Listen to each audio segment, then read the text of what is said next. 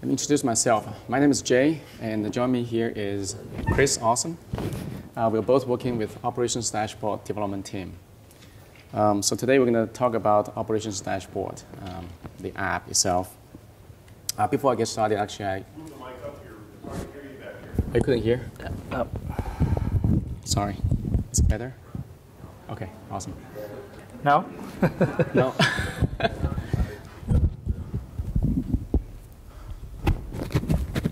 Is it better here? Yeah. Awesome.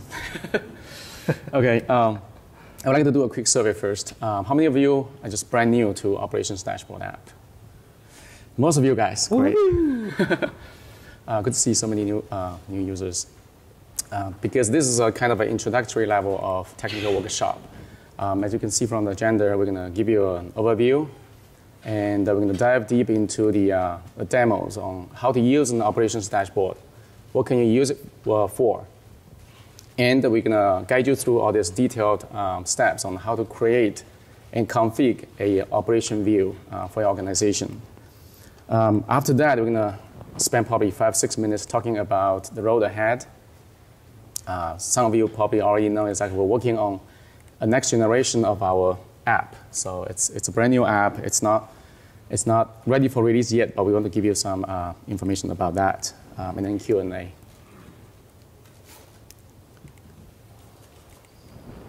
Oops.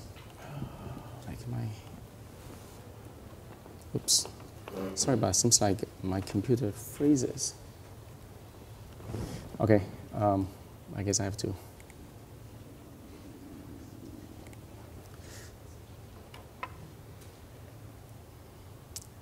But that's okay. Let's first talk about the position of Operations Dashboard. You have to talk about the ArcGIS as a platform, right? ArcGIS has always been seen as a platform of a system of records, right? Many of you guys are GIS professionals. You're already using ArcGIS as a system of record to use maps, to collect, to manage, to compile information, to run analysis, right? So the good thing about maps is actually almost everybody can use the map.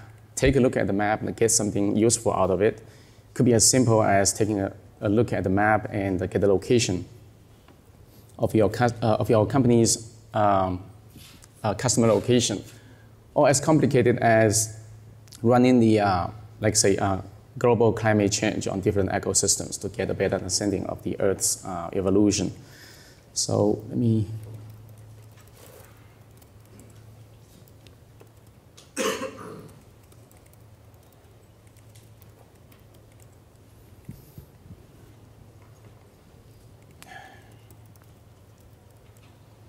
Apologize for that.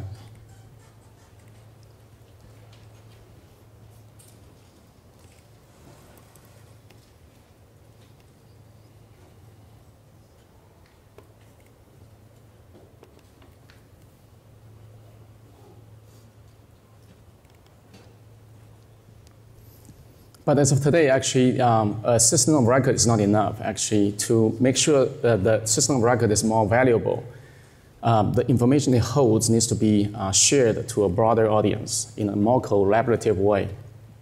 And that's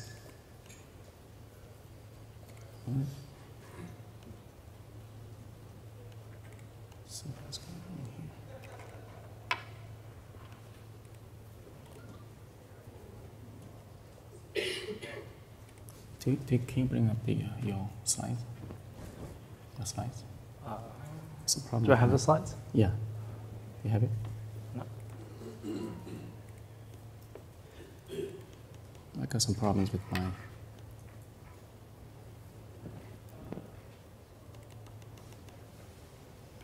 All right, we have to move on. What, do you have a slide? No, did you send them to me? The Slack. Oh. Hold you on. and Jeff. Yeah. Hold on. So that's what we're talking about. Esri is providing ArcGIS platform not only as a system of record, but also as a system of engagement. Encourage more people from your organization to easily discover, to make, to use, and to share maps and information and ideas more easily. So besides desktop, we also have a lot of other ready-to-use maps for you to take advantage of. For example, we provide a lot of apps, ready-to-use apps. For example, is Explorer, Collector for your field data collection, Workforce for you, for your organization to manage your work order management, and Operations Dashboard for you to keep track of your day-to-day operations as well as event tracking. We also Do you know where?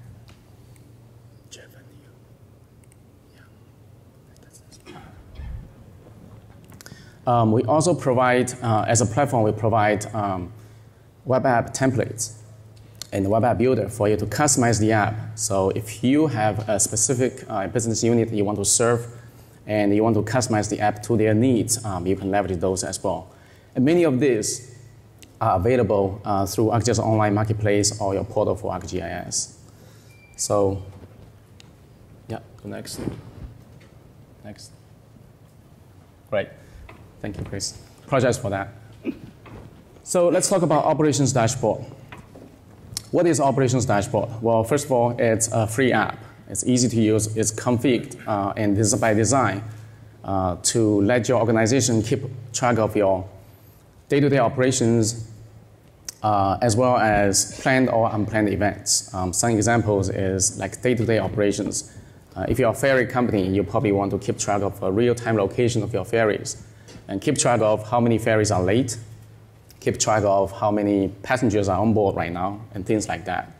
And we often see the other use case is emergency response, where real-time information is really important. For example, you can keep track of where the accidents happen, where the damages are, where your assets are, where the rescues are, things like that.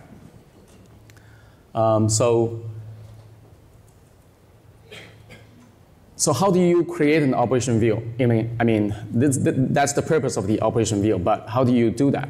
Basically, you add widgets. Each of the widget is presenting some kind of information that you are interested.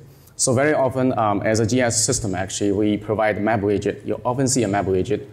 You use map widget to visualize your spatial informations to allow user to interact in between your map and other informations.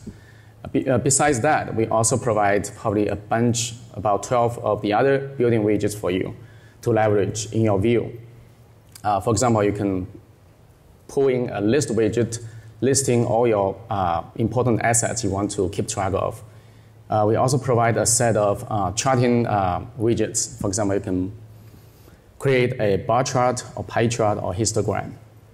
And also, we have a bunch of other important map tools and feature actions. Map tools basically is part of your map widget. It allows you to enable some of the functions that you want to let your end users to be using. For example, they can keep track of an asset. They can set a layer filter to filter out some of the features based upon your criteria. They can also run some like routing, for example, from the map, from one location to your target feature, things like that. Besides map tools, we also have the concept of feature actions. Feature actions are also provided as a built-in feature. A feature action basically is an action you can apply to one or multiple features. So for example, you can highlight from a list widget, you pick one of the features you are interested, you want to see where it is on the map, you can highlight it. You can select it as well. You can zoom to it, and things like that. So if that is not enough, actually, we provide a set of SDKs for you guys to extend the functionality. We understand that in many cases, the building function might not fit every organization's needs. That's why we provide the capability for you. When needed, you can leverage our SDK to create your own widgets, to do your own workflow, to provide your own information in the way that you want. Okay, next. So the app, very often we got the question, how does the app work with the other systems? Basically, our app works with ArcGIS Online. If you have an organizational account, you can leverage ArcGIS Online to use Operations Dashboard app. You can also use the Operations Dashboard app in a portal for ArcGIS, that's on-premise facility. we got two versions of the app. One is the Windows version running on desktop, and the other is a browser version of the app running on a browser. So the key difference over here is actually, if you need to, as a publisher, if you need to create and configure an operation view for your end users, you need to use the Windows app. It is both an authoring app and a viewer app. The browser app, on the other hand, is a viewer only. So you can share a view to your end users. They just opened up the URL on their browser. They should be able to open the view.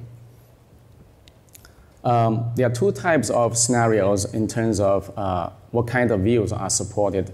Very often you're going to see in those emergency response centers, command control centers, there are multiple screens mounted on the wall. So if you are in those kind of situations, you want to fully leverage the screen real estate, you probably want to create a multi-display view. Really means your view can display across different monitors. The other side is actually a single display view. If your end users are using tablet or just desktop browser on the desktop, then you probably want to go with the single display view. The browser version of the app only supports single display view. It doesn't support multi-display view. But the good thing about the browser app is actually it supports anonymous access. So if your organization needs to share information to the public without asking them to sign in to provide the credential, then the browser app can do that. They can use the browser app to open the view. So this is just some screenshots of examples who our customers are using our operations dashboard view. On the left, I believe it was coming from City of Boston. City of Boston has been extensively using our operations dashboard app to keep track of many things. Like their mayor's office has, I believe, has 8 to 12 screens showing operation views, keeping track of their crime rates, school information, healthcare, things like that. On the top, I believe it's a Boston Marathon last year. They used to keep track of athlete location, where the emergency staff are, and things like that. On the bottom is from City of Boston as well. Last year, July the 4th, Boston Pops event. On the right-hand side is an example of how to use it to keep track of your day-to-day operations. It's used by U.S. Army Corps of Engineers in Texas to keep track of their district's water level throughout their district's area of operation. And this view is shared by the employees to their business partners and the community as well. On the right-hand side is the Ironman World Championships. Again, this is kind of a planned event. You can use it to keep track of what's going on, how things are going. Do we need to take any actions? What I'm concerned about, right? Things like that. So I think we can jump into probably a quick demo on a few things. One is how to get the operations dashboard app. Second is how do you use the operations dashboard app. Chris. All right. So we'll try this. Okay, so a lot of people here are new users, right? Have not used Operations Dashboard before. So the first question you might come to mind is, how do I get Operations Dashboard? It's a free application. You don't have to pay for it. You can just go ahead and download it. So let's go in and take a look. Actually, I want to do a quick poll here. How many people are using ArcGIS for Portal? Portal customers? Look at all this. I love it. So really kind of about half and half. The Operations Dashboard works on both platforms. It will work for your ArcGIS Online accounts as well as your Portal accounts. For demo's sake, I'm going to log in using the ArcGIS Online, but for Portal users, just think of logging in with your Portal, and we'll go over some of the other things that happen along the way. Okay, so to get Operations Dashboard, we simply just go to a web browser here and do a quick search. There's a couple different ways. You can just go to arcgis.com and do a search for Operations Dashboard. How did that happen?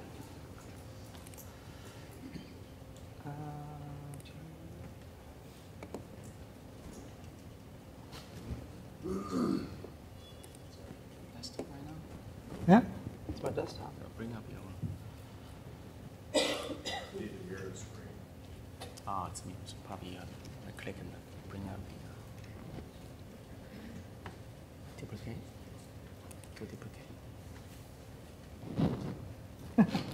All right, we're back. So ArcGIS Online, right? Oh, we don't even need to sign in. Let me go back. So you can just do a search for Operations Dashboard. Top result is going to be the app in the store. Click go. There we go. So Operations Dashboard for ArcGIS is right there. If you click open, view application, it'll download the application to your screen. And you can just install it on the Windows PC. The other way to do it is if we just do a Google search for Operations Dashboard, we're going to look at, again, the top result is going to be to our documentation page. When you go to the documentation page, this is a really good asset. The first link here is obviously how to get Operations Dashboard. You click this, and again, it's going to download it to your machine. But while you're here, you can take a look at some of the happenings that are happening with our application and some of the things that are happening in the apps team. So we've linked to the blogs over here. This is actually the top link here is a blog to the new Operations Dashboard, which we'll get to in a little bit. But there's information here. There's tutorials. If you go to the Author Views tab, you can go in here. And the first thing you're going to start doing is creating a map. And from that map, you're going to use that in your operation view. So this goes through, has anybody done the tutorials yet for Operations Dashboard? A few of you? It's pretty simple. And like I said, it works for both ArcGIS Online and ArcGIS or Portal for ArcGIS. So it takes both accounts into place. So feel free to go ahead and play with that a little bit. You'll go through, like I said, create a map, create an operation view, and then how to share the view, et cetera. So, but let's get to it. So when you open Operations Dashboard, still going. Okay. The first thing you'll do is sign in, but I want to take a quick look down here at this try it mode. If you click on this try it link, it's going to sign you into a sample account that we've set up that has some views running that you can just take a look at. So these include both the multi-display and single display views of Operations Dashboard. And so like if we just went down and maybe look at this assessor dashboard. So this is an example of maybe a monitor or key performance indicators that you're looking at. For instance, this is looking at some sample data from Naperville, Illinois, looking at the assessed values of homes in the area. They want to take a look at what the foreclosure rates are, the changes excuse me, in assessed value, some of the sales ratios and stuff like that. So it's just kind of some of the examples that you can use with Operations Dashboard that you may not think of natively, but Dashboard definitely allows you to kind of go in and look at. Same thing, we've got the Redlands Shelter Management here. This is actually the tutorials that you'll go through and build. And then, like Jay mentioned before, we have some of the Casco Bay samples where some of the ferries are moving around in Casco Bay and assessing different information about the ship and the passenger rates and stuff like that. So I think we'll go back to Jay. Are your slides back? I think so.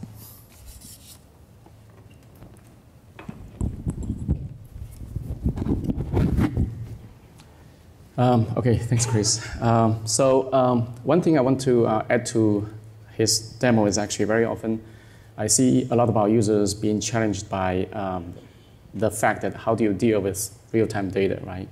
So very often you're gonna see in your organization probably you have data sources coming from different sources, right? It could come from vehicles or vessels or coming from social medias or from your other industry standard type of inputs. We often see one of the common pattern of our users is actually they are leveraging the ArcGIS server geo-event extension. What it does basically is an extension for ArcGIS server. What it does is actually it provides a set of different kind of input connectors So it can take different formats of data. The data could come from feature service, data could come from a TCP IP streams, and things like that.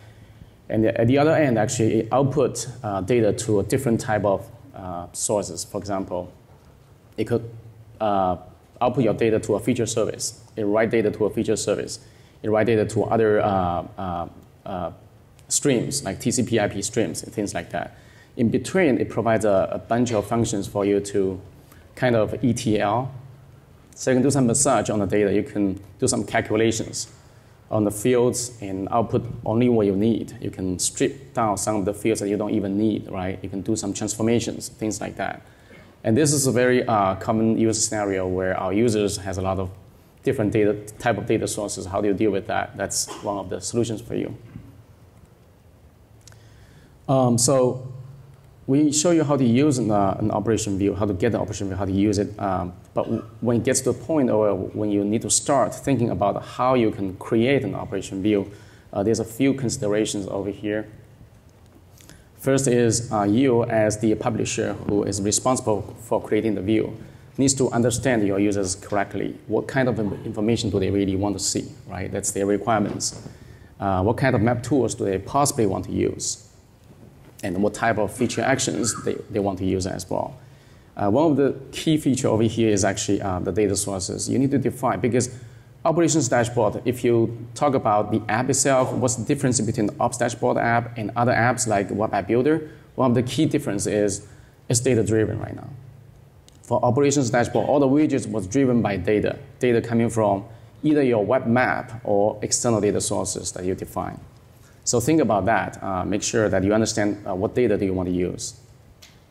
And it's dynamic, meaning that actually you can set up an automatic refresh interval for your view. So when that refresh interval happens, the app is going to go to your data source and pull the data, the latest data, and reflect that on your widgets.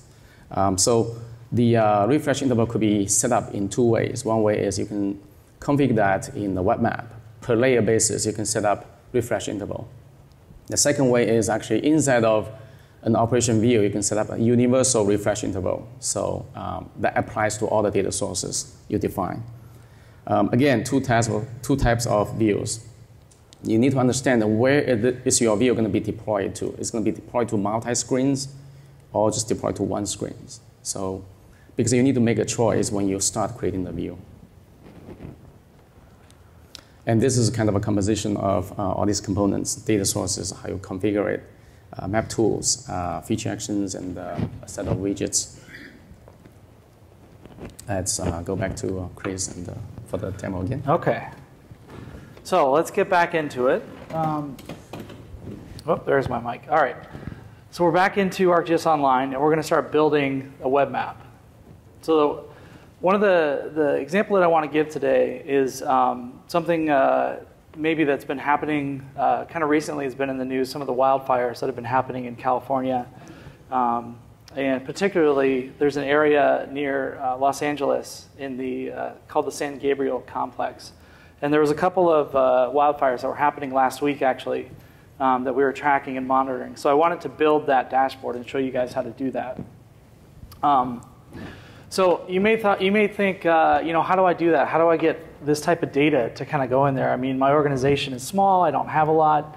I want to say that, you know, there's a lot of information that's out there in ArcGIS Online, and a lot of stuff. The stuff that I'm going to show now is all coming from Esri. So Esri has a disaster response team that has information coming in from different sources. And they create these web maps that people track, and they have online disaster management, maybe tornado situations or flooding, or in this case, wildfires. So to quickly kind of go through this, we can go in and I don't know why someone would be calling me. Okay, so let's do a search for layers, and we're going to change the organization. We're going to change it to ArcGIS Online, and I'm going to search wildfire. So there's a few results that come in here that might be of particular interest. One that I know that we're going to use is this Modus Thermal. So this is tracking some of the hot spots that are around the country. Now these aren't necessarily wildfires, but they're thermal imaging sensors that have indicated that these are key areas that might be prone to activity or wildfire or some kind of hotspot on the Earth that may have more implications. Another thing that we want is this U.S. wildfire activity. So when we go ahead and add this, it's going to add a couple of different layers. These will actually fire locations and fire areas. So if we zoom into our San Gabriel area, we have a couple different fires that were happening last week. This first one on the left is the fish fire, and we'll go ahead and open this up. And we'll set, they pop up so you can kind of see this. If it would allow me, yes. Oh wait, let me do this one as well, so that way we can see it. So the fire perimeter, this is the fish fire that burned 4,237 acres were burned last week. And the reservoir fire, which is a little bit smaller, but 1,100 acres last week. So some of the other things that we may have of interest, maybe our disaster response teams. So we're going to take a look at maybe the traffic situation that's going on in the area. So we're going to add the Esri world traffic, and this is live data that's coming in. And then the other thing that we might want to take a look at,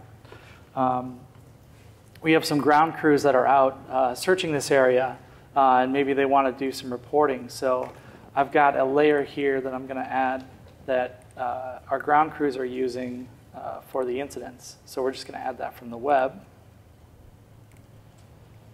Okay. So it looks like they've already started reporting some guys here. So web map looks pretty decent, I think. Good enough to go. So we're going to go ahead and save this. And wildfire map sounds good to me. We're gonna do a tag. Okay, web map is ready to go. So let's jump back over to operations dashboard, and we'll go ahead and sign into our organization.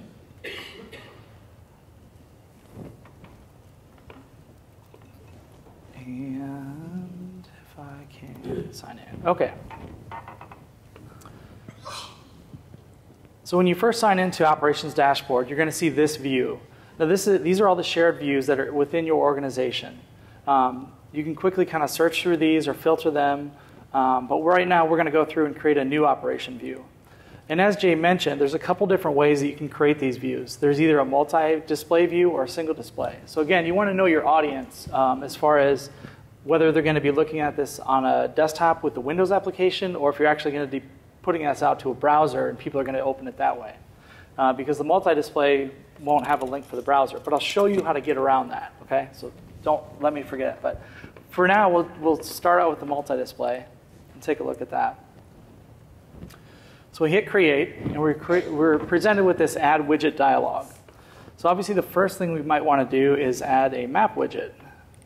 So when we do that, it's going to search for our web maps that are available. And again, these are all the my content, and you can do a search, but because it goes by time, we know this wildfire one is the one we just did, so we're going to bring that in. And once this comes up, this is kind of the data sources tab. So we have all the data sources that are coming in from the layers that we had in the web map. So we want to select these because we want to use these data sources to power our widgets in the dashboard. So we'll go ahead and select the wildfire one, and then we also want to get our fire activity ones as well. I'm not sure we need Modus Thermal, but we'll put it in there anyway. And actually, the other thing that I want to do in here is to filter some of these wildfire activities. Because if we go back, this is the area that we're interested in, but we know that there's a lot of different areas that are affected. So for our sake and for our maps, we want to make sure that we kind of fine-tune that a little bit. So what we can do is actually put a filter on the data that's coming in. So we can filter it right at the source. So if we click on this and we go to add the filter, we're going to set up this new query, and we know that our fires are called the fish and reservoir fires. And we're going to go ahead and do a query on that. And, oh yeah, fire name. There we go. Fire name contains fish And, oh, fire name contains reservoir. Did I spell that right? Reservoir. Okay, and then we want an or because we're going to have both of them. Okay, so now we've got the filter. This next tab is the capabilities. So Jay kind of alluded to this a little bit, but we have some feature actions that we can do on this. And we'll get into that a little bit once we set up the map. But we might want to follow a feature. We might want to have the highlight, pan to, maybe select and that kind of thing. As well as the, excuse me, the feature pop-ups on the map. So let's get that loaded in. And because it's the only widget that we've created so far, it's going to take up the entire screen. But once we get that in, we're going to add some more widgets here. Okay, so there we go. Looks nice. Some of the feature actions, or sorry, not the feature actions. The map tools that we can use for this map are up in this config dialog here. And so, for instance, maybe we want to be able to switch base maps, so we can turn that one on. If we wanted to maybe put the measurement tool or to do select features or some of these other map tools that are available are all within this config window, as well as any of the custom ones that you might want to add. So just a quick to show you how to do that. It's basically, once these are in there, it's going to pull in your base maps from your organization. And if you're a portal customer, it'll pull in the portal base maps that you have. So if you have custom base maps that you've created in your portal, it'll pull these in for you to use for your users. So the next widget we want to do is a feature details widget. And so we'll do, oh, sorry. So we'll go to, widget up here, and we're going to do add widget. And I'm going to take a look at the feature details. It's kind of, this one's a pretty powerful one because you can do a lot of different things with it. It gives you a preview screen. All the widgets here will give you a preview screen on the right side so you can see what's going on and kind of get an idea of what it's going to look like once it's out there. So for instance, on this, the incidents that we have coming in, actually the first thing I want to do is the fire update. So I'm going to change this layer to be my filter. So we filtered the layers that we have, and we only have those few sets of fires coming in. So there's actually 3 different fires, I guess, that were in the area. See, 3 or 2? Okay. But we want to do a little bit of different field formatting because I don't want to have all of these different fields available here. So what we can do is you can do a field list, you can do a single field if you wanted to, or you can do a custom. And this opens an HTML editor that you can go in and customize any kind of HTML. So I have some stuff that's already pre-built here we're going to add in. And, whoops, let me just do this. And so when we put this in, we're taking a look at some of these fields that are coming in. So this load date and this per containment area will automatically update to say this is the time and the date and the percent contained and how many acres have burned. So that when we hit OK and we go through this, these fires, depending on which one it is, can go through and show that update. So once that widget is built, we can go through and dock it. So we can go on the right or left or the bottom. So we'll just put this on the bottom, and of course we can resize everything. And let's do a couple more.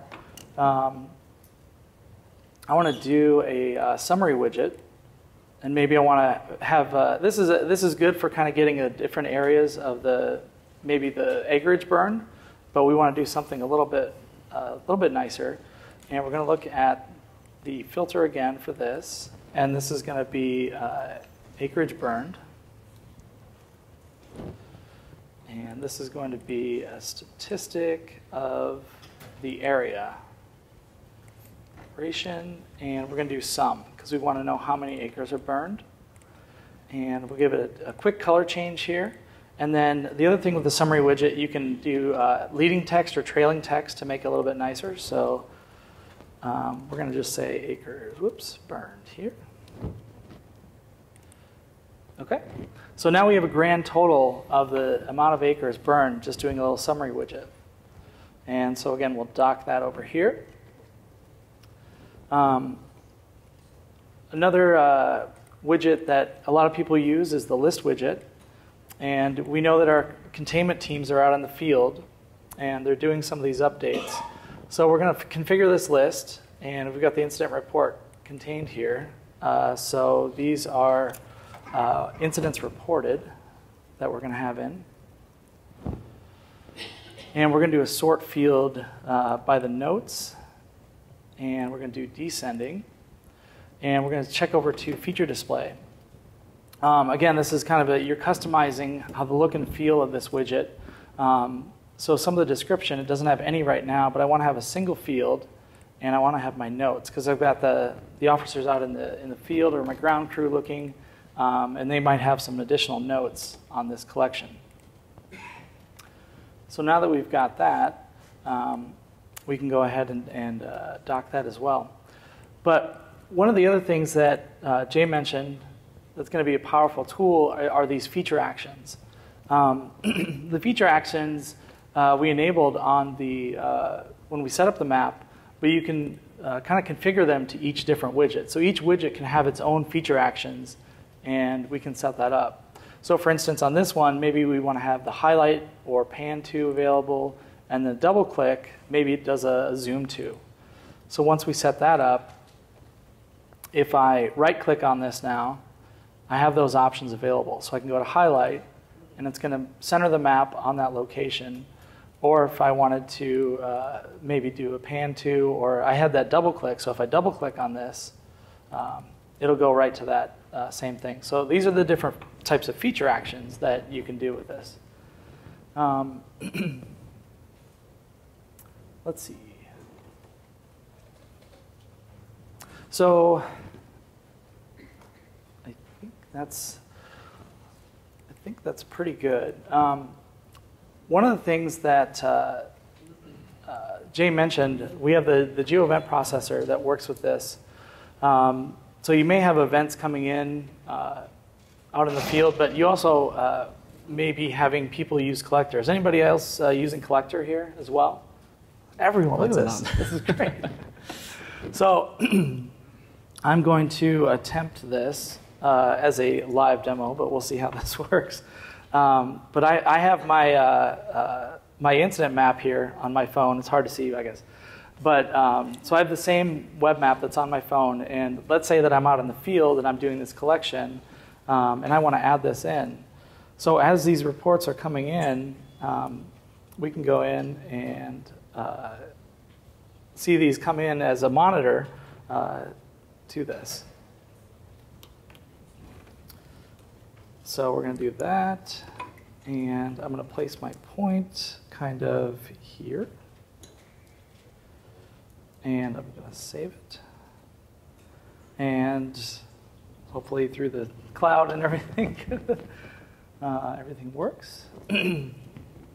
So we'll go back and there it is. This demo works. So there it is, that new one that just came in, and we'll highlight over there.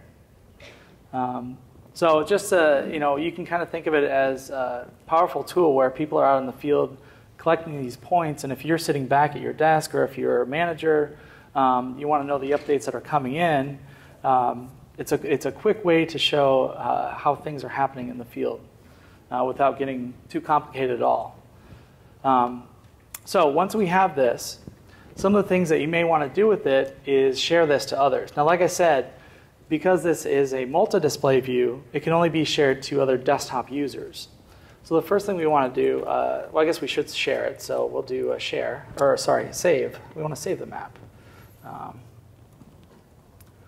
Wildfire. And we'll go ahead and save it to our organization.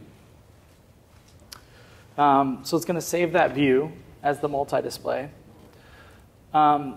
But as you can see, there's some other things we can do. If we do another save as, you see these different target devices come up. So again, because this is multi-display, it shows it, but it's a quick way to also author a single display right from the multi-display that you already made. So you can just go in here and click single display. And now this is going to do, the single display. So we're going to do wildfire single, call this one, and I'll show you how that changes. So we hit save here.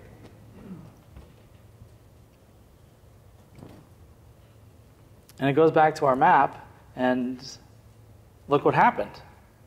Everything changed. So this is a little bit different setup, the way that the single display view works. So in a multi-display, you have the ability to move widgets wherever on the screen that you want to. With a single display, you do not. Because of the way that the web interface works with this particular product, everything kind of gets over into panels on the left side, and you can kind of cycle through the panels. So we just had a couple widgets here, but you can also go in and do some different configurations. But again, with single display, everything's going to be on that left side. But if you want to share that, so now that it's a single display, we can give this to people. We can share it out. So if we go to our sharing tab, and a quick mention about this is the first thing that pops up is how do you want to share it? And you want to think about your audience. And maybe you have a couple different dashboards set up for, maybe you're sharing to some colleagues versus sharing a dashboard out to the public. You may have different information on each map. So you want to take that into account, because once you share it to maybe a group or to your organization, this update sharing comes on. Because right now, this wildfire map that we've created is private. It's not shared to anybody yet. So it knows that when you're going to share this, that some of the items, maybe some of the layers or even the map itself, hasn't been shared out yet. And in order to be effective, it knows that it needs to update those sharing capabilities in your organization. So you kind of have to be careful about which map you're doing or which layers you're using that you may want to either expose to the public or to your organization. So I'll click update right there, so that way we're at least shared to the organization. I can send it out. So this next section is for the link. So as Jay mentioned, you can open this in a browser. So the first link here is going to be to directly open the view in Operations Dashboard. So that's if they have the desktop. But this second link is the one that we're interested in. This is the one that opens in a browser. So if I grab that URL, you can just share this out or email it out to your colleagues, and they can open it in their browser. So for instance, if I go in here and paste this in, because we only shared it to the organization, it's going to prompt me to sign in once it gets ready. And you can kind of think of it as if you were to share this publicly and the information in the map was public, you wouldn't be prompted to sign in. It would just automatically open this map as your view. So this is how it looks in the browser. You have the same kind of functionality. The web map works just the same way. You have the map tools up here. Users can go in and change the base map if they want. You have pop-ups enabled, just like you did with the web maps. On the bottom here, you notice the 3 dots. These are some different feature actions that are available. So again, maybe we want to take a look at here at that same one that we just did. So it clicks and it takes you right there. And like I said, the single display has the panels on the left side, so people can go through and just go through their panels and get the same information. And I think that's about it for my demo. Awesome. Thank you, Chris. All right, so I was writing down some of the notes. I think you might be interested. First thing is actually, as you can see from Chris's demo, actually, as I stressed before, you need to understand what they want to see to construct a good operation view. Make sure it fits their needs, right? We provided the facilities for you, widgets for you, map tools, feature actions, but you need to decide what view do they want to see. Second is actually, as you can see from his demo, all the widgets were powered by data sources, right? Data sources coming from web map, layers. There's additional things about that is actually, we provide 2 other widgets. One is called query widget, which you can let your user run queries on the fly on the client side. Second is the list widget, which you have seen already. Those 2 widgets can also serve as data source to power the other widgets. So you can run the query and then show the statistic results on a gauge widget, for example. So those are two key widgets that you probably want to leverage.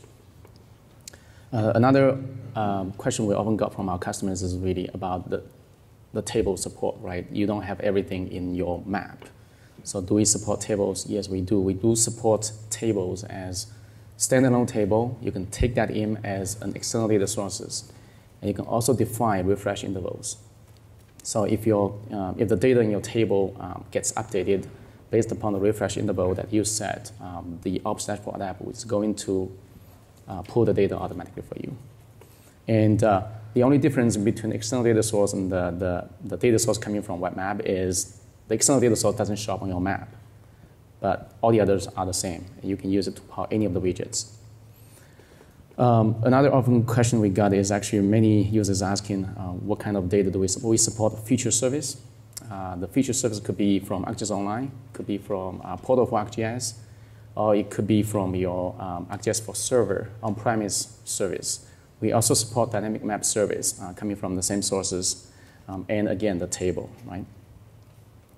The other thing I want to give you a note again is actually we often see users using Workforce or Collector, tie up with the Ops Dashboard app. You like say Workforce, right? It's a work order assignment thing.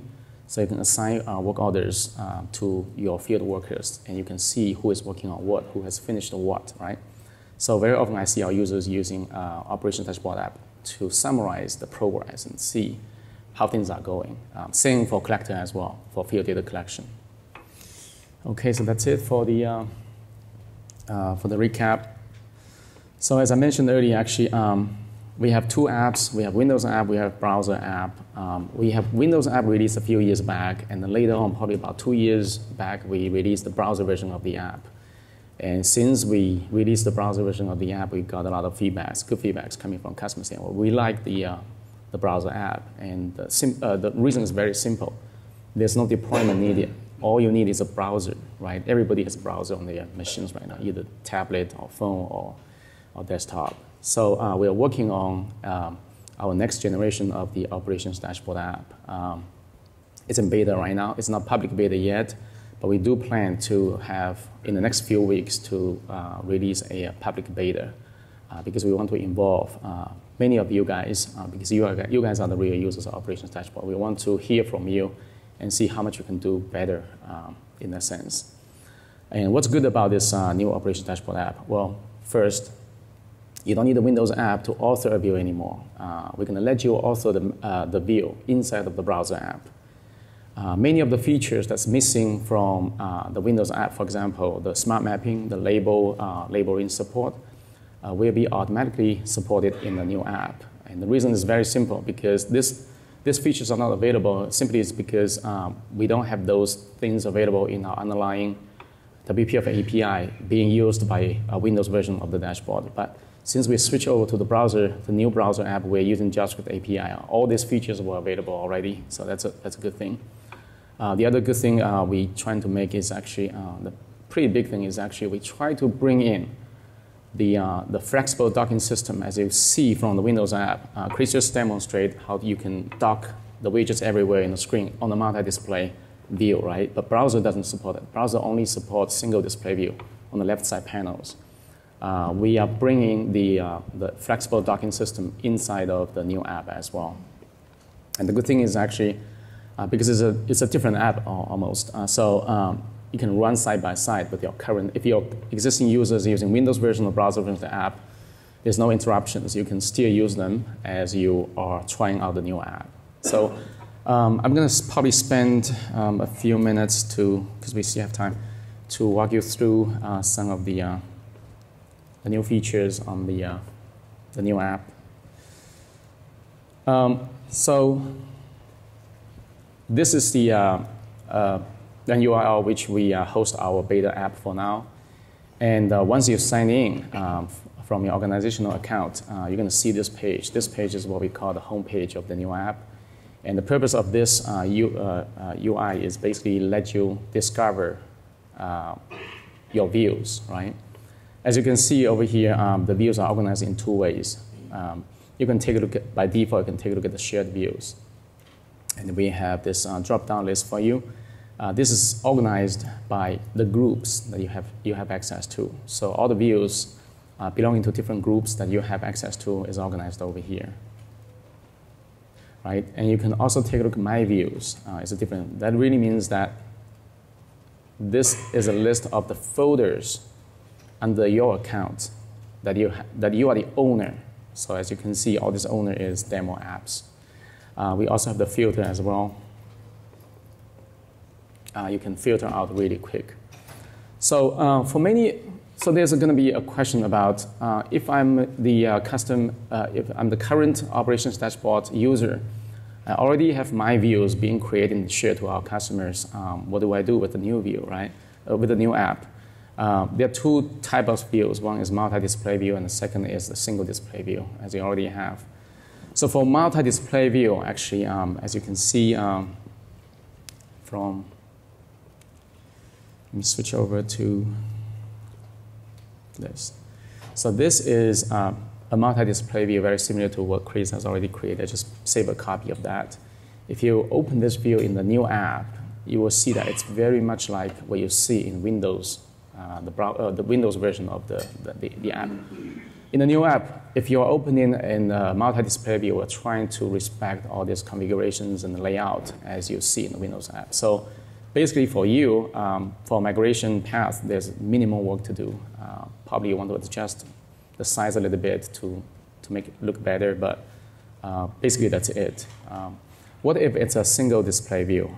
If it's a single display view, like this one, you have informations being organized in different panels. All these widgets live inside of the panels. So when you open the view, actually what we did is actually we crack open all these widgets inside of the panels into a 2D space for you. And that's the start point for you as a publisher to reorganize all this information for the new app. To start with that, actually, you start editing. You can go with editing mode. One of the immediate things you can see is over here is actually you can resize easily by dragging left or right to do that. So in this case, actually, what I'm trying to do is trying to make the map in the middle of the, move the map to the middle of the view. What I can do is actually when you mouse over each of these widgets, you will see that dot, dot, dot button. It's a manual over. So you can click on this one, and you can move. Grab this one, move. As you start moving over each of the widgets, you'll see the options to dock to the left, right, top, or bottom of existing one. And you can resize that easily. So this experience is pretty much like what you see in the Windows app right now. But now we're making it available for the new browser app. So I want to probably, the other thing I want to show you is actually, how do you group? Because very often, just like in PowerPoint, very often when you do PowerPoint slides, right, you want to group graphics into one graphic so you can move around to treat it as one graphic instead of two graphics, right?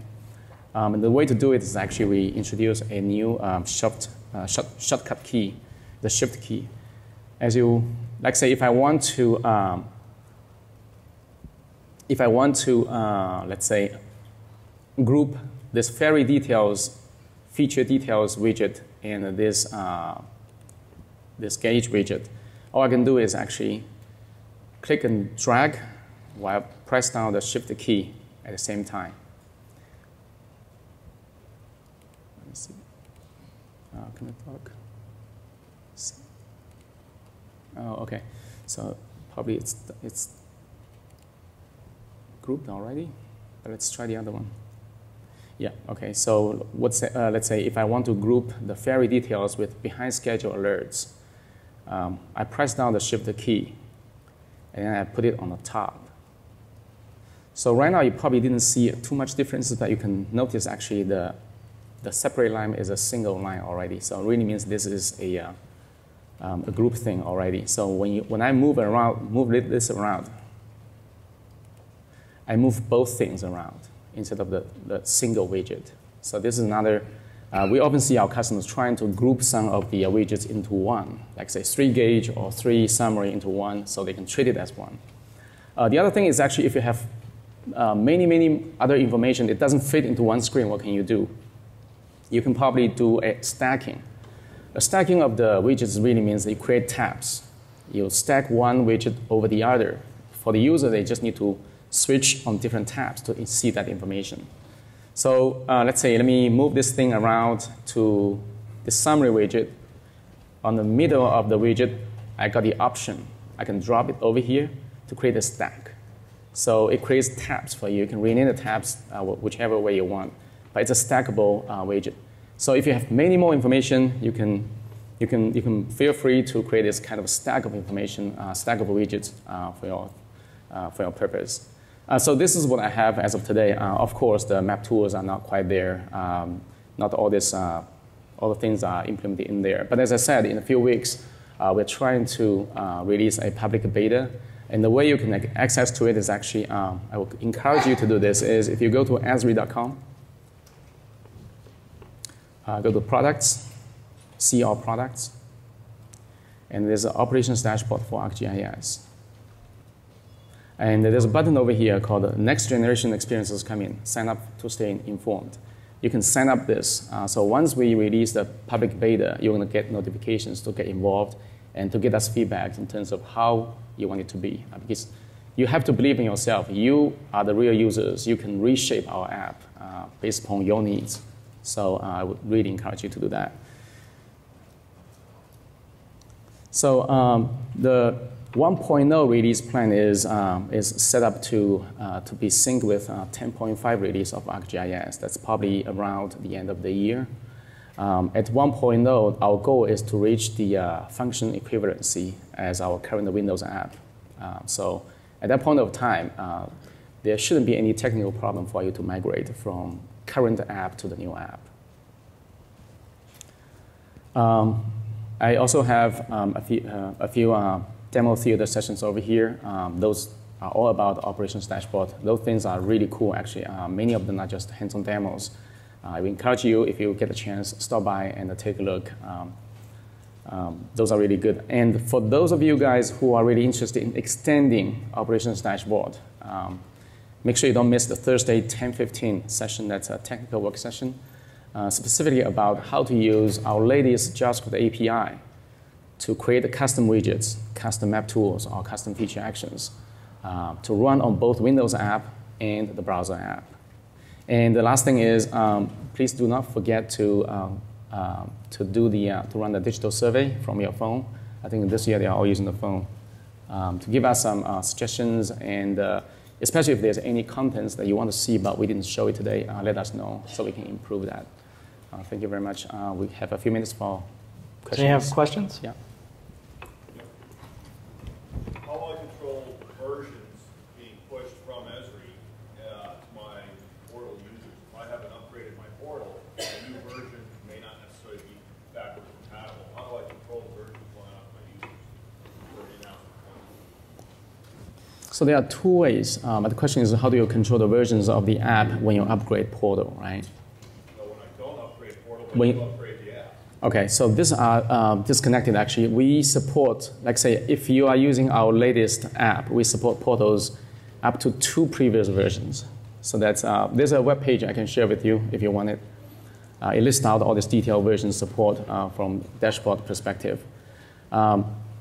If it's been supported, actually, it doesn't really matter if you're using latest or one of the previous 2 release versions, because specifically to you, you're using Portal for ArcGIS. So your operations dashboard app, the Windows version of the app, could come from your portal, or it could come from the ArcGIS Online. So using the latest is always the safest because we have a lot of bug fixes and enhancements in there. But it's not a requirement for you. And it is all up to your portal admin to decide when to upgrade the portal version of Ops Dashboard Windows app, because that's a manual deployment process. Sounds good? Okay. Which one's first? We set up a lot of map apps, so we got a lot invested in the map app. And then part of the operations dashboard are some of those widgets. Can you get at those widgets through the web app developer, or are you stuck with using the all or nothing basically with dashboard, or can you cherry pick some of the widgets in there and put them in your map app? I think this is really talking about embedding. part of, yeah. We have seen users really embed operations dashboard view inside of their story map. That's possible. But it still has to be embedded as a view, right? You can, if you don't need the map, you can get rid of the map, or you can somehow, or you can just put in all these widgets you need, right? You can customize the view the way you want, but it still has to be embedded as a map. For example, we got system load, right, coming in from another source. All we can do in the map app is put a little text there that says the system load. And in the dashboard, you get that nice widget load right. with the chart. Right. And then a web app builder trying to get access to it, somehow get those widgets. Yeah, web app builder and dashboard are completely separate It's products. different, yeah. It's different. So, Okay. yes, back. Can I view the Excel chart in one of the window dashboard on the dashboard? Let's say I have like a map of counties, and then in the Excel file I have detailed information about that county. I make a beautiful chart. Can it be able to view that chart in the dashboard? So native table support for dashboard. We do support tables, but as far as using it as a widget and being able to see all of the different table rows and all the information like that, we have a sample on our developer site that there's nothing out of the box that does that, so we wrote a sample with a table widget that you can download and use in your dashboard as an extension. Yep. Yes? So I primarily make maps to share publicly, so I wanted to share it through the browser, not through the desktop application. And if I'm new to using operations dashboards, do you think it's worth just waiting until the beta comes out so that I don't have to worry about the distinction between the multi-display and single display? Well, you could use the single display now because the final product for this new version in the browser probably won't be out until 10.5 or toward the end of the year. So if you have the need to use it now, certainly go ahead and start using the single display views and getting those set up now. And then as you go along, you can always change those over because what's going to happen in this beta process is that you're going to be saving the view, but it's going to create a different item in your organization. So you're never going to have to worry about if you change something in the legacy dashboard and your single pane view that it would affect the other one that's in your new operations dashboard browser. Does that make sense? So you can definitely start using stuff now and then quickly kind of migrate over and have it all ready to go. Anyone else? Good. All right. Thank you for coming. Thanks, guys. Have a great day.